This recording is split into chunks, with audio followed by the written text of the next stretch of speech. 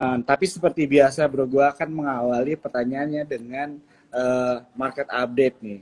Jadi, Mm-mm. what do you think about market kita hari ini atau mungkin 5 hari ke belakang lah? Boleh di-share nih sama teman-teman Trendtroopers.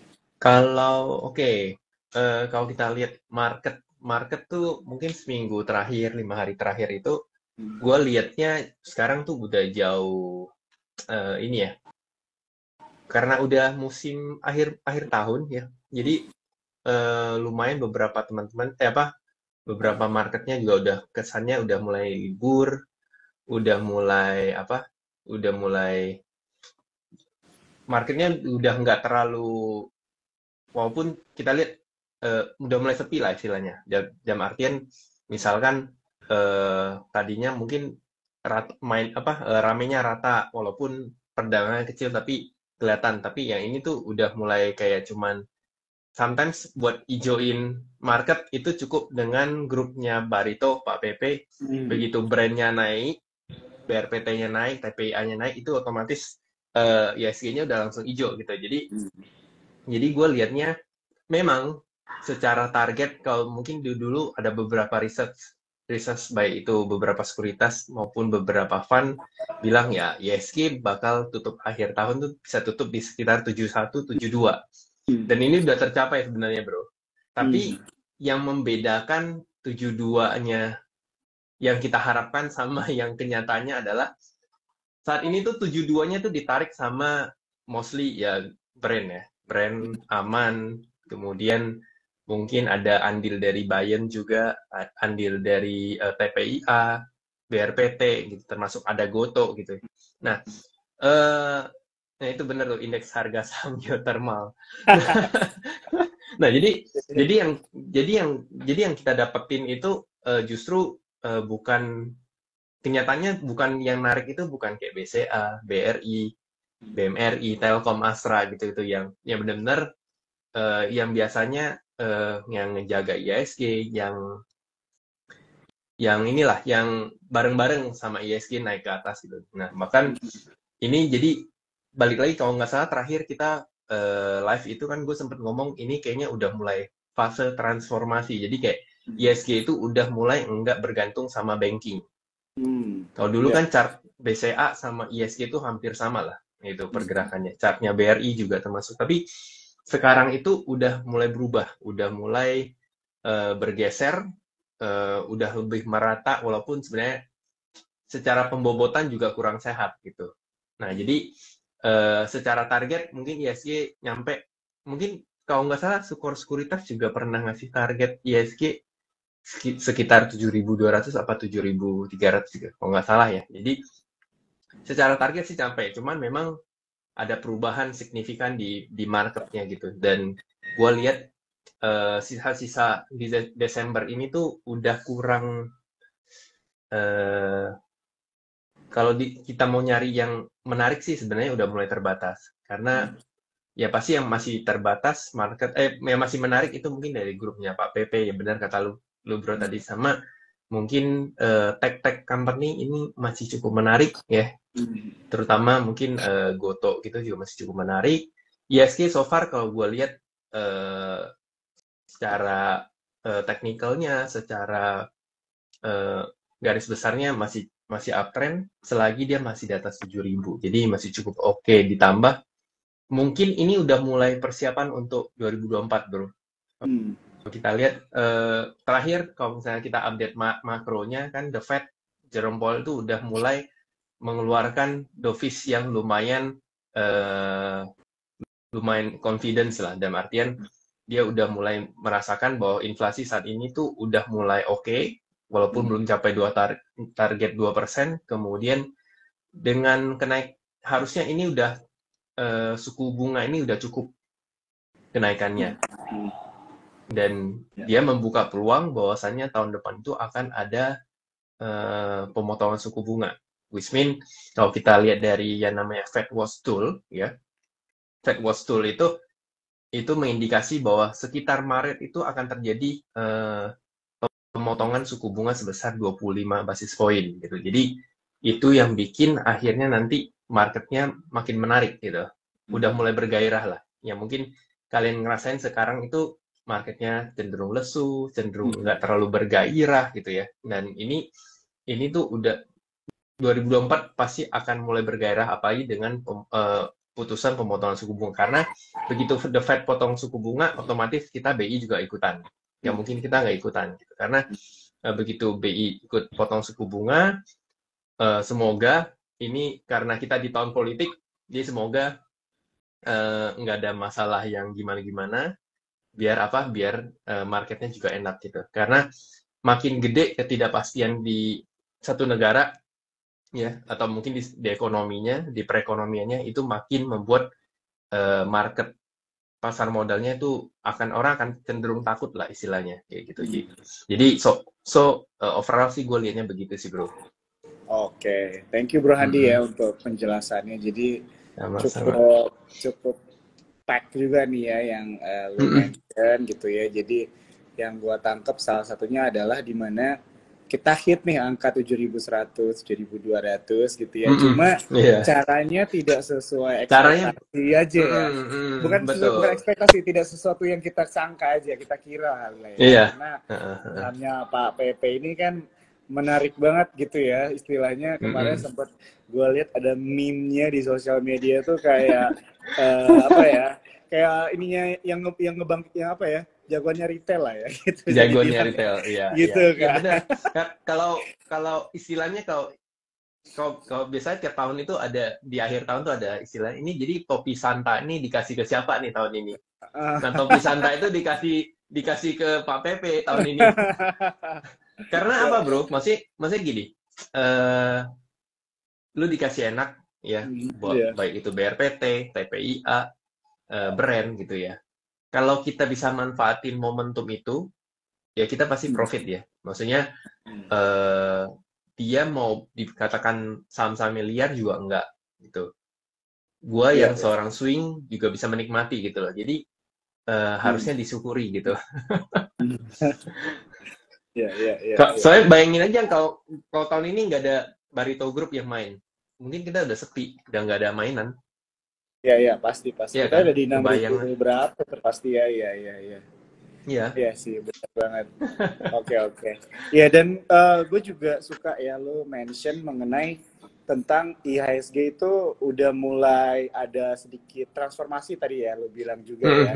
Jadi memang dulu menjagokannya banyaknya bank gitu ya, walaupun mungkin secara kinerja juga sebenarnya bank bagus, Iya. begitu kan. Bukannya berarti mereka kinerjanya berkurang, cuma Oh, mungkin ada pilihan-pilihan saham lagi yang juga kayaknya siap mengimbangi jagoan-jagoan lama ini banking. juga, begitu kan. Iya, iya. Walaupun sebenarnya kalau misalnya mau dibilang banyak atau enggak, ya nggak juga sih. Cuma istilahnya kayaknya sekarang nggak melulu banking. Kemarin BBCA sempat kalah sebentar ya bro kan ya. Iya, iya.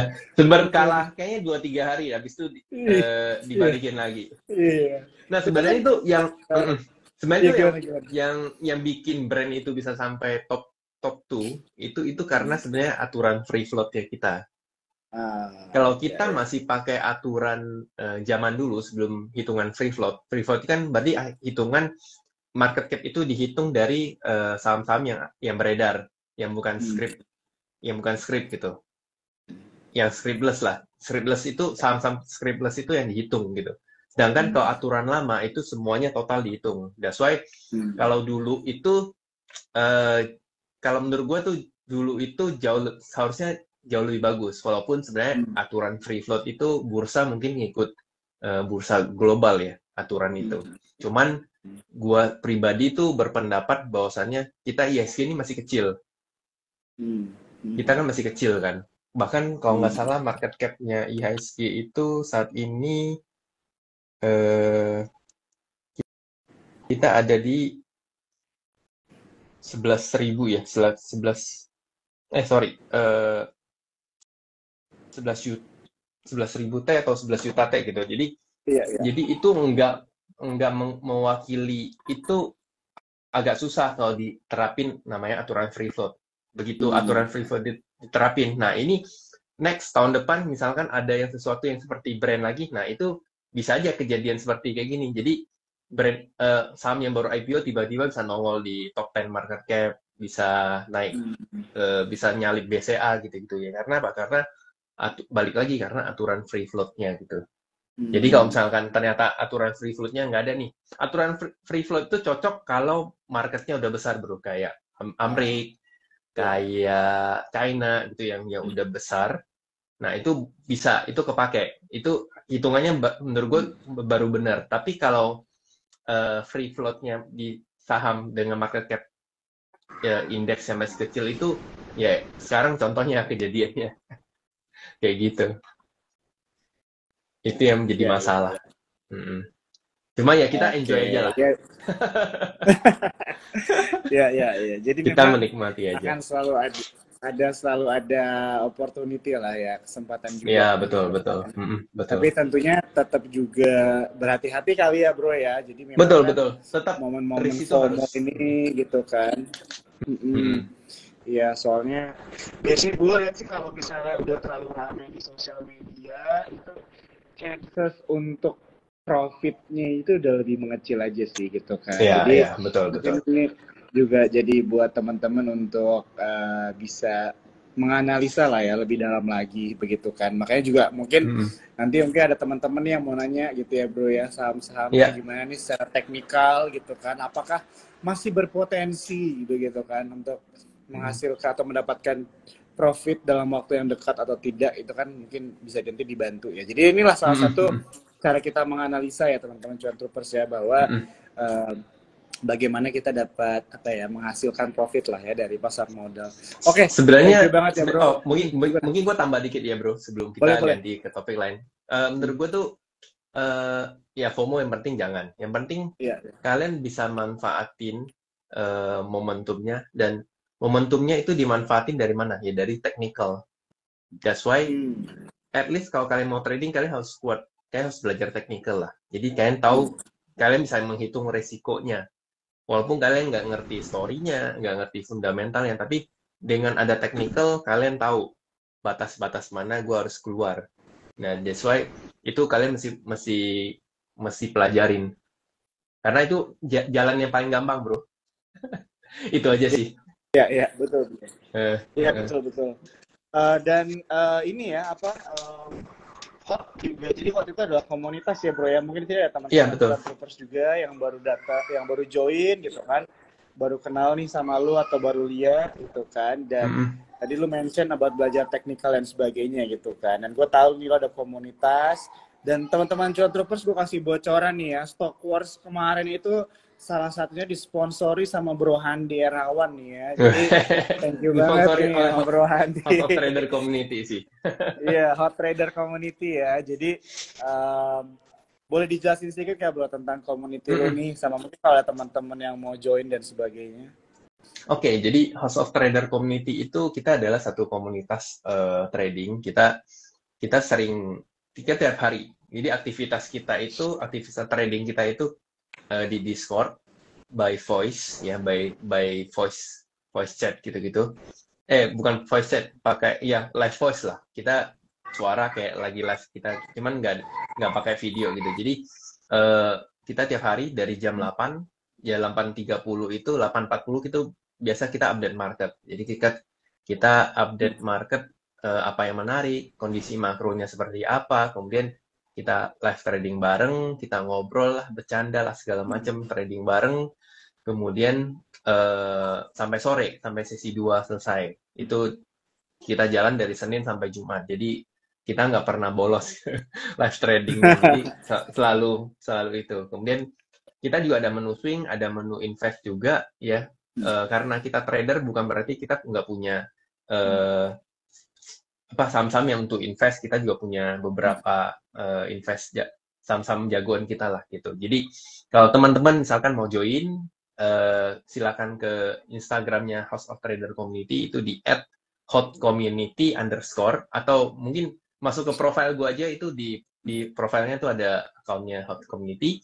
Nah, di sana teman-teman cek, itu ada, kita juga terafiliasi ya kok. Kita kerjasama lah sama support sekuritas juga, Iya. dengan buka rekening dengan kode referralnya kita, kemudian dengan deposit 100 juta itu udah bisa menikmati segala fasilitas yang kita ada gitu bro. Oke, sip nih ya. Jadi buat Mm-mm. teman-teman yang selalu mau belajar ya, mengedukasi diri kalian atau simply mencari teman di pasar modal Ya. ya, ikut nih sama Hot Rate Community ya. Mm-mm. Hot, gue panggilnya Hot. Ya. Type Hot. IG-nya apa? Ini Nih ada gua yang gua nanya nih, gua bro. gua ini. Nah, ini Ya. udah gua kasih. Oke, sip. Ya, oke, teman-teman, by the way, sebelum kita lanjut nih ke Mm-mm. pertanyaan selanjutnya, aku mau ingetin ya teman-teman semua untuk malam hari ini IG live-nya di save, jadi kalian jangan khawatir kalau misalnya baru join live-nya, ya, atau nggak mungkin nanti pertanyaan-pertanyaan kalian mungkin ada yang double dan sebagainya, tapi ketinggalan, jangan khawatir kan bisa nonton dari awal gitu ya, jadi kita bisa sama-sama belajar di sini ya. Oke, Siap. kita lanjut lagi ya bro ya dikit sebelum mungkin kita langsung ambil ini pertanyaannya teman-teman cuan tupers tadi di awal udah lumayan banyak nih tentang saham. Nah tapi gue penasaran mengenai sentimen ini bro untuk tahun depan nih kan kita ngomonginnya rally di akhir 2023 kadang-kadang mungkin ada bisa sampai rally di awal tahun 2024 juga gitu Iya, kan. iya. Mm. Nah ini mengenai sentimen pemilu nih bro nih. Menurut lo gimana nih, ada nggak potensi saham-saham menarik di saat atau di musim-musim pemilu nih, kalau lu lihat? Sebenarnya kalau musim-musim pemilu, kalau kita misalkan by sektoral ya, by sektoral itu pasti yang diperhatiin itu adalah sektor-sektor consumer itu satu. Hmm.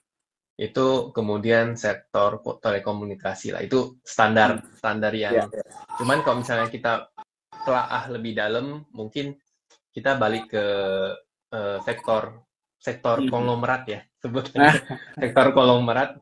Nah itu kita harus tahu bedanya pemilu kali ini sama pemilu sebelumnya itu adalah kita ini nggak berhenti di pilpres sama pemilihan wakil rakyat ya. ya. Tapi kita kan nanti November juga ada pilkada Hmm. serentak. Jadi full 2024 itu di awal 14 Februari kita pilpres, kemudian kemungkinan ada putaran kedua, kemudian kita November kita lanjut ke pilkada gitu. Hmm. Nah, artinya sepanjang 2024 kan itu bakal banyak perputaran uang ya, uang perputaran baik itu dari ekonominya segala macam itu pasti mungkin lebih bergejolak lah, lebih ada volatilitas segala macam. Nah, kalau tadi gue sebutin soal sektor dari sisi sektoral itu paling yang bisa kita manfaatin itu ya paling eh, sektor consumer, tobacco, gitu ya. Tobacco udah artian kayak mungkin rokok-rokok itu mungkin ada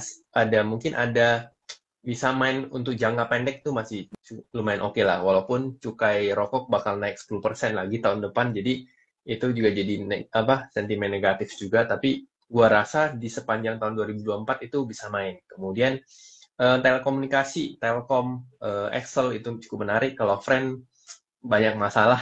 Jadi itu mainnya dalam kalau emang ada volume, ada momentum buat main udah main itu aja gitu. Tapi jangan gua rasa kalau swing gue masih ragu. Tapi kalau misalnya kayak Excel, Telkom itu masih cukup menarik. ISAT ya, Indosat itu masih cukup menarik. Kemudian staples mungkin kayak Indofood, Mayora, ICBP, kemudian Cimori, WLTJ segala macam itu menurut gue masih cukup menarik. Nah, sekarang kalau kita berbicara soal konglomerasi ada beberapa macam lah. Misalkan kalau kita lihat dari tim Ganjar, ya, tim Ganjar itu berarti yang nomor berapa bro?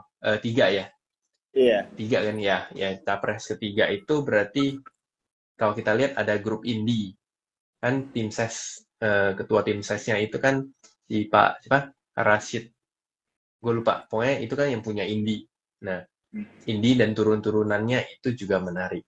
Kemudian ada Raja ya, saham Raja itu juga cukup menarik. Walaupun sebenarnya ini udah mulai bergejolak.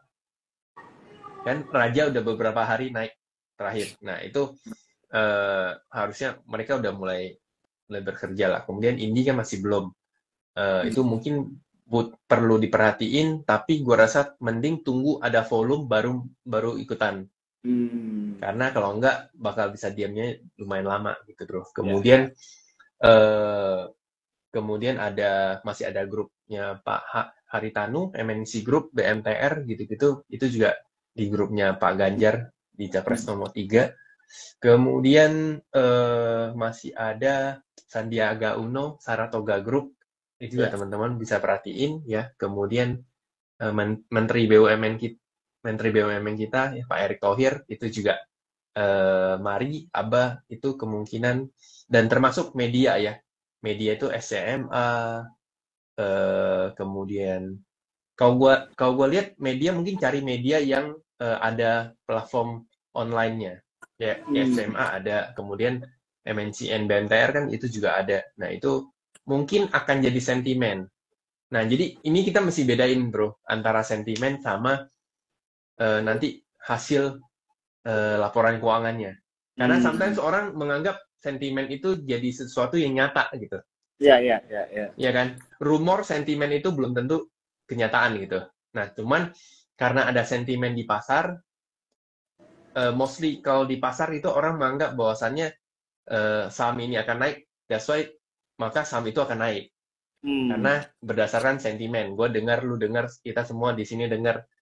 Nah, kita menganggap saham itu naik dan kita beli, ya otomatis saham itu naik. Nah, itu yang bedain sentimen. Jadi teman-teman bisa pahami, bedain dulu sentimen. Karena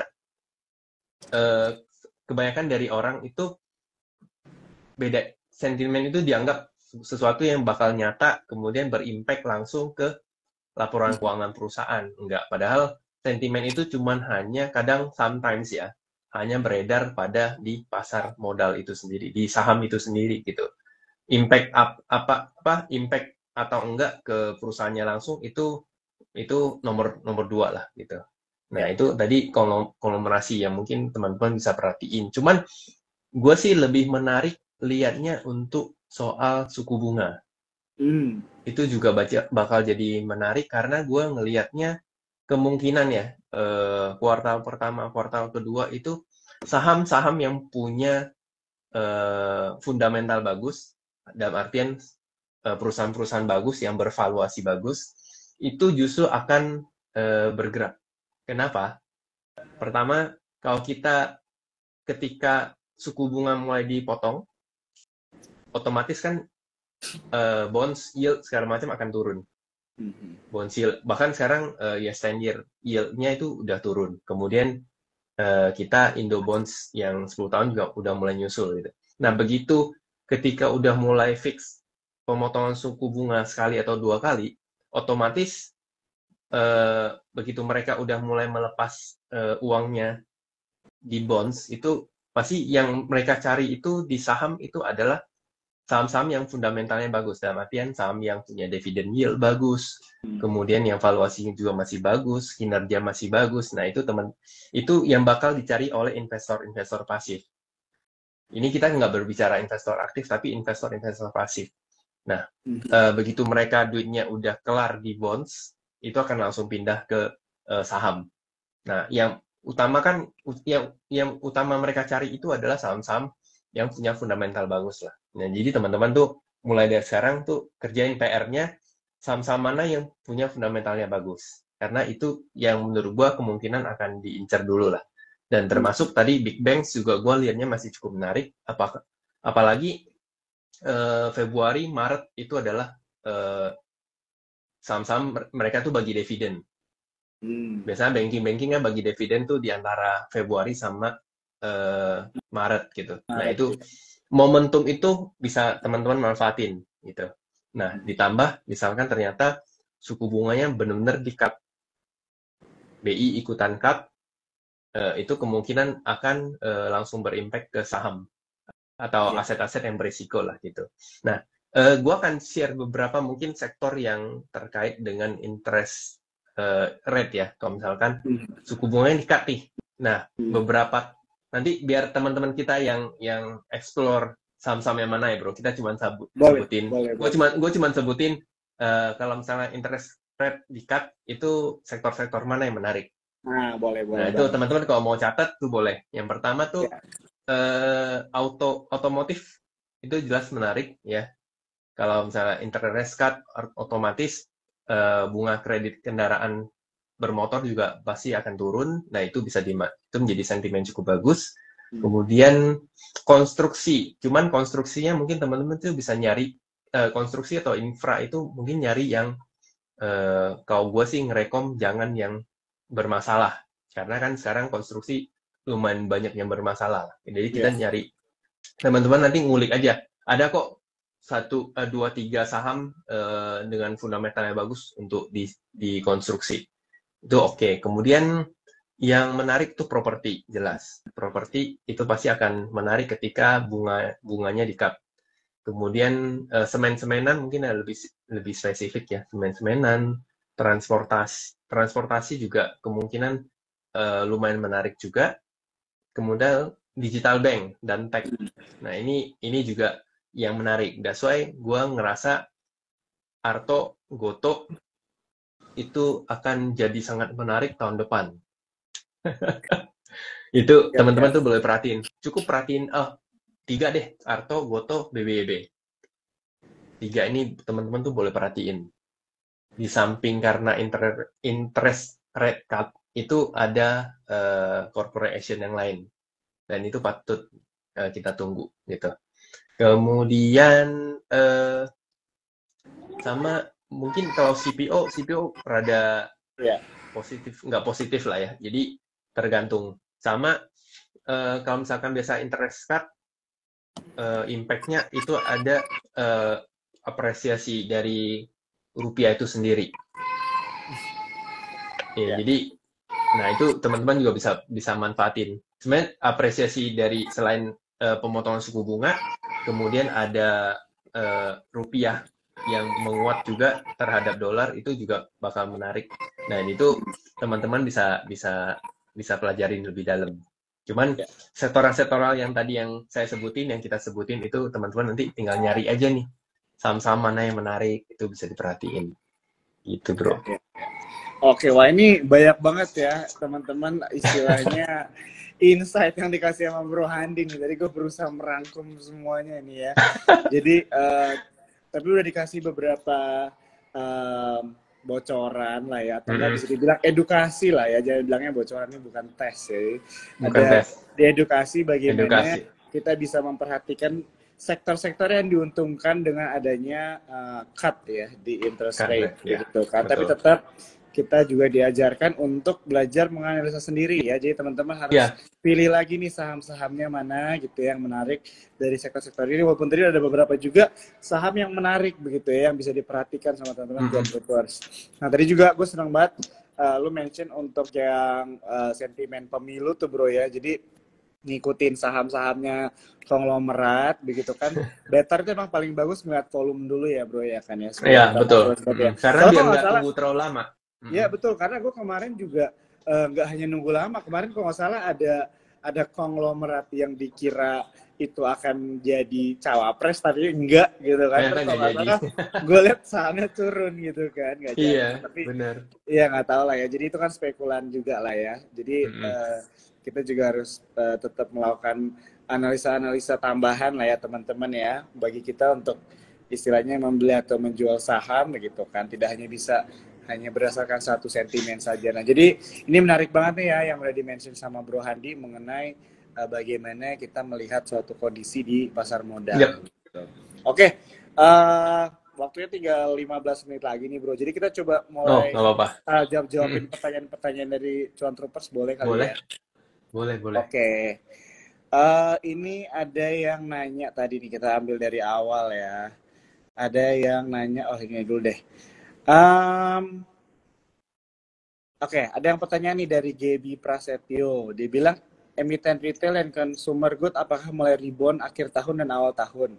Kalau untuk Maha dan RAM masuk ke FTSE kok tetap turun ya katanya? Oke, kalau jawab consumer itu seingat saya itu biasanya bergerak ketika banking itu udah mulai terkoreksi. Jadi mereka itu akan manggung ketika Maret, April sampai Mei, dan itu bertepatan biasanya sama puasa dan Lebaran. Dan itu biasanya consumer. Jadi mudah-mudahan tahun depan juga begitu ya. Tahun ini kalau nggak salah kan juga begitu pembagian dividen banking udah beres, biasa kan udah mulai turun. Nah, yang manggung itu biasa consumer. Jadi itu teman-teman boleh perhatiin mungkin dari Februari, Maret, April itu biasanya jawal-jawalnya consumer manggung. Kemudian tadi ada pertanyaan, kenapa FTSE Maha sama NCKL nggak narik gitu? Yang pertama, eh, kita tahu FTSE itu nggak segede, walaupun termasuk gede, tapi nggak segede MSCI. Kemudian seingat saya ya, ini disclaimer on, tapi sepengetahuan saya, ketika di hari itu, di hari efektif, berarti Jumat kemarin ya, Jumat kemarin kalau nggak salah. Nah itu tuh gue ngelihatnya adanya kontraflow, dalam artian yang jualnya lebih gede ketimbang barang yang masuk. Fund indeks apa ya, indeks FTSE yang masuk duitnya. Jadi itu yang akhirnya membuat NCKL-nya nggak naik, mahalnya malah dibanting ya. Kalau nggak salah balik lagi ke level 200. Karena gue beli di saat itu. Gue juga berspekulasi di kemarin. Jadi tapi kan nggak naik, ya udah jadi gue buang. Jadi itu biasanya kalau indeks rebalancing-nya nggak terlalu gede, itu biasanya rawan akan ada kontraflow. Nah, itu rawan akan ada kontraflow. Bahkan aman juga di MSCI, di FTSE kan juga enggak kan, karena yang mau jual itu jauh lebih banyak ketimbang uang dari si indeks atau si ETF itu, gitu. Itu sih kalau jawaban dari gue. Oke, sip. Thank you banget bro ya. Untuk Gaby udah Mungkin dijawab ya pertanyaannya. Kita lanjut lagi nih. Ini banyak yang nanya BRPT nih bro. Gimana nih bro kalau secara teknis? BRPT, gue bisa share screen. Oke. Ini BRPT kalau gue lihat hari ini dia mencoba untuk rebound. Ya, tapi teman-teman, dia kalau bisa misalkan bisa rebound itu kalau dia balik lagi ke atas 1650, 1660 di area sinilah. Nah, di area sini tuh jadi titik dia terjadinya pembalikan arah. Jadi kalau pembalikan arah, confirmnya itu ketika dia break 1650. Tapi kalau enggak, mungkin dia akan konsolidasi dulu di area sini. Jadi mungkin bisa dimanfaatin ya dari area 1340 sampai 1340 sampai 1400 itu mungkin area untuk beli. Terus trading mungkin sampai sekitar 1700 atau 1680 itu teman-teman bisa manfaatin sih. Tapi kalau udah di bawah 1320 itu biasanya udah kurang menarik. Kenapa? Karena garis merah ini MA20, Simple Moving Average 20. Ini kalau begitu sahamnya udah jebol di bawah itu biasanya akan kurang oke, kurang berat sulit untuk dia naik lagi.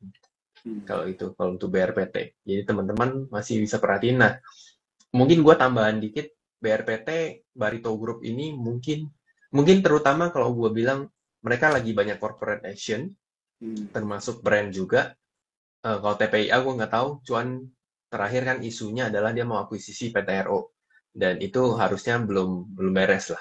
Dan teman-teman juga bisa perhatiin juga Barito Group, mungkin kalau untuk sekarang risk-nya udah nggak terlalu oke, cuman kalau misalnya dia ada koreksi, kemudian dia ada bikin semacam base gitu, base dalam artian bikin support konsolidasi di satu daerah, satu area, itu teman-teman bisa perhatiin, bisa nikmati. Karena gue ngerasa 2024 mungkin Barito Group itu mungkin masih akan ada pergerakan ya, karena brand sendiri masih panjang jalannya, jadi dia nggak bakal akan kelar dalam waktu dekat sih, kayak gitu.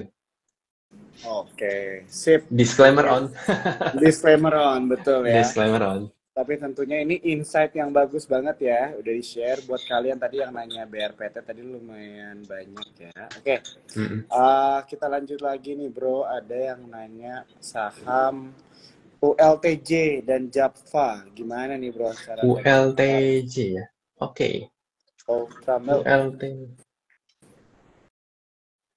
ULTJ. Bentar.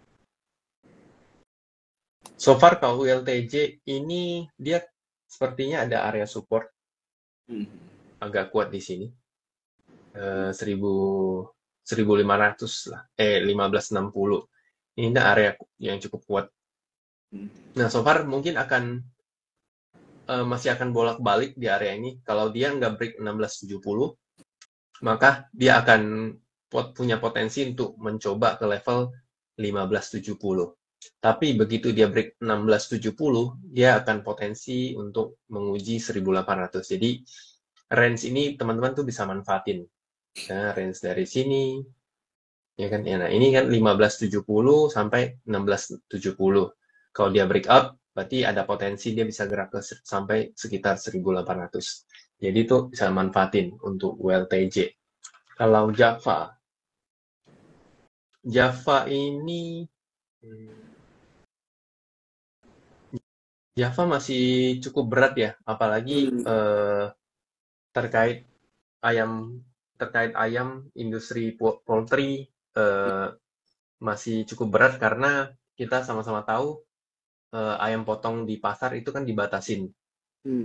Harganya kan dikontrol sama pemerintah. That's why mereka mau begitu COGS-nya naik, begitu bahan bakunya mereka naik, itu akan cukup repot buat mereka mendapatkan profit gitu. Itu secara perusahaannya. Cuman kalau secara Java, gua ngelihatnya secara indikator dia masih bergerak sideways, baik itu RSI maupun MACD-nya. Kemudian secara saham juga masih downtrend ya, baik. Ini kan midterm-nya masih cukup downtrend, jadi masih belum gitu menarik lah. Belum ada volume yang cukup oke. Malah ketika turun volumenya jauh lebih gede ketimbang ketika dia naik. Jadi kalau misalnya belum punya saham ini ya better wait and see dulu. Yeah. Karena momentumnya masih belum ada. Momentumnya karena sekarang ini bro saham yang karena saking sepinya, jadi yang gerak itu nggak bisa berbarengan. Beberapa sektor langsung bergerak, nggak bisa. Harus kayak sektor ini main, yang lain diem. Begitu ini udah kelar, pindah ke sini, ini yang rame, yang ini tadi udah diem dan semuanya diem. Nah itu salah satu bukti market ini sepi ya itu. Jadi kita harus jeli sih sebenarnya, harus jeli dalam memilih sektor-sektor mana yang menarik, yang ada volatilitasnya. Kalau enggak, ya terpaksa antara kita bersabar atau enggak ambil posisi. I see. Gitu. Oke, thank you bro untuk jawabannya. Gue setuju banget sih yang Java emang tadi kalau lihat secara teknikal cukup berat ya bro ya. Dan tentunya teman-teman bisa memposisikan atau mungkin lihat saham-saham lain ya yang mungkin bisa memiliki opportunity lebih baik ya untuk mendapat cuan. Oke, ini ada pertanyaan lagi bro. SMSM sama Pani nih. SMSM. By the way, ini kameranya belum kebalik ya bro. Oh sorry, maaf. Lupa gue. SMSM kalau gue lihat ini momentumnya sebenarnya udah lewat. Karena kan dulu ini momentum awal tahun ya. Awal tahun. Cuman sebenarnya ini adalah saham fundamental bro. Fundamentalnya bagus. Sahamnya masih murah. Dia juga rutin setahun bagi 4 kali dividen. Ya, jadi sebenarnya ini saham yang cocok untuk diinvest, bukan untuk di trading. Dan kalau nggak salah, ini kan sahamnya lotnya nggak terlalu gede lah. Lotnya nggak segede Dharma sama Auto. Ini kan sama kan, satu bidang kan, spare part. SMSM ini spare part. Jadi, kalau buat trading pun saat ini dia masih bergerak konsolidasi ya. Ini support, ini resistnya. Kalau dia bisa berhasil breakout level 2000, maka kemungkinan dia akan ngetes sekitar 2200. Tapi once ketika dia harus turun ke bawah, berarti dia jebol 1790, kemudian targetnya mungkin di sekitar 1575. 1575 itu ada area support, area tadinya resist yang cukup kuat ya. Kalau kita lihat ini cukup kuat. Nah, kemungkinan dia akan balik ke area ini. Nah, kalau misalnya teman-teman emang mau manfaatin untuk main panjang buat invest ya, ini salah satu rekomendasi saham invest di House of Trader Community, bro. Jadi Oh, ini oke. teman-teman boleh kita boleh manfaatin kalau misalnya dia turun. Tapi teman-teman juga harus pelajarin fundamentalnya. Hmm. Biar apa? Biar yakin, biar ada keyakinan untuk pegang saham Hmm. ini gitu. Ya. Gitu. Kemudian tadi apa? Oh, Pani ya. Pan. Heeh. Pani. Oke. Tuh. Pani secara teknikal ini udah kena target. Ini gambar lama banget. Udah kena target di 6.000. Kemudian dia lagi konsolidasi. Jadi saat ini kalau dia masih di atas 4.700 masih cukup oke. Reissue-nya juga di atas di sekitar 5.000 ya kalau nggak salah. Dalam artian harusnya mereka akan maintain di atas 5.000. Dan ini sebenarnya udah kelihatan beberapa hari Pani mungkin termaintain ya, maintainnya di atas sekitar 5.000. Jadi gue nggak tahu bakal akan ada apa lagi, tapi harusnya proyeknya belum kelar. Hmm. Proyeknya belum kelar, masih panjang juga. Itu sih. Jadi untuk Oh, sementara targetnya Pani masih udah tercapai target. Jadi saat ini mungkin dia akan konsolidasi dulu di area 4.700 sampai 5.500. Jadi kalau teman-teman yang bisa manfaatin range pergerakannya Pani, nah itu bisa jadi duit. siap. Oke, thank you banget Bro Ya, Andi ya thank untuk you bro. jawabannya. Tadi itu Pani ya yang terakhir. Pani. Oke, ini ada satu pertanyaan lagi. Coba kita ini kan WIRK sama SMRA nih Bro. Gimana nih? Apa? Win? WIRG, WIRK. Oh, WIRG. Ya, WIRG sama Semera. iya. Oke. Ini gambar lama. Ya, kemungkinan WIRG ini ada support di sini. Mhm. Nah, ini kalau misalkan hari ini dia udah nggak bikin new low, jadi harusnya mungkin dalam jangka pendek bisa manfaatin sampai sekitar 120, 125. Coba gue lihat ininya ya. Momentumnya mulai ada sedikit momentum pembelokan arah. Gue lihat Broxamnya belum ada tarikan ya bro. Jadi harusnya mungkin akan konsolidasi di area ini. Kalau teman-teman mau manfaatin ya, kalau bisa dapat buy on weakness lumayan 104, 105 gitu. Bisa manfaatin once ketika dia ternyata break di bawah 102 atau 104 ini, ya udah dibuang aja. Jadi mungkin bisa masuk di sekitar 106 sampai 110. Kalau di bawah 104 buang aja. Tutupan di bawah 104 tuh buang aja. Karena Oke. dia bikin new low lagi. Kalau dia bisa bertahan di atas 106, maka ada potensi dia balik arah at least ke 124 gitu. Itu berapa persen Bisa tuh Bro manfaat. ya dari harga sekarang nih? Kalau dari harga sekarang ya ke 124, ya 13% lah, lumayan. SMRA ya, Iya, iya. SMRA. SMRA gue liatnya so far saat ini bisa buy on weakness ya. Dia masih ketahan di sekitar area 530, 500. Jadi dia nggak boleh jebol di atas, nggak boleh jebol 500, itu kuncinya. Selagi di atas 500 masih cukup oke. Ya butuh kesabaran pegang properti karena memang sentimennya tuh belum ada. Maka ya mudah-mudahan ya begitu interest rate cut-nya kemudian